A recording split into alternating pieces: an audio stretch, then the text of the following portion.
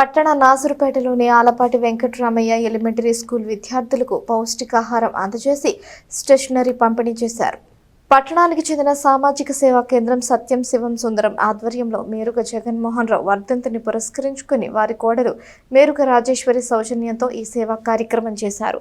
సేవా కేంద్రం వ్యవస్థాపకులు తన్నీరు శివశంకర్ అధ్యక్షతన జరిగిన ఈ కార్యక్రమంలో మాజీ councillor Dantala Prem Kumar, master printers association మాజీ కార్యదర్శి సుంకర విశ్వేశ్వరరావు, సోమన చిన్న, ఉపాధ్యాయ సిబ్బంది పాల్గొన్నారు. మన ఇంట్లో పుట్టినరోజులప్పుడు ఏం చేస్తారు, బర్త్డేకి అందరూ పిలిచి ఏదో ఒక గిఫ్ట్ లాంటివి లేకపోతే బర్త్డే పార్టీ చేస్తాం కదా. అలాగనే ఎవరైనా మన పెద్దవాళ్ళు చనిపోయినటువంటి రోజుని గుర్తు చేసుకుంటూ ఏదో ఒక మంచి పని, చిన్నపిల్లలకి గిఫ్ట్ ఇవ్వటం కానీ లేకపోతే వృద్ధులకి ఏదో ఒకటి సహాయం చేయడం మంచిది.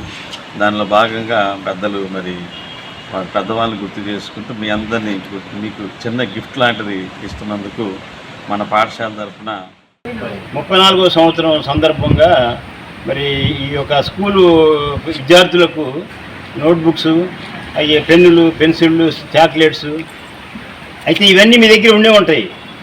ఎందుకంటే మరి వారికి జ్ఞాపకార్థంగా మీరందరూ కూడా బాగా కష్టపడి చదువుకొని మరి పెద్ద పెద్ద ఇంజనీర్లు కానీ, డాక్టర్లు కానీ, బీటెక్లు అయ్యి సమాజంలో మంచి ఉత్తమ పౌరులుగా తయారవ్వాలని కోరుకుంటూ నాకు ఈ అవకాశం ఇచ్చినటువంటి తన్ని శంకర్ గారికి, అదేవిధంగా ఈ స్కూల్ యాజమాన్యానికి ప్రత్యేకమైన ధన్యవాదాలు.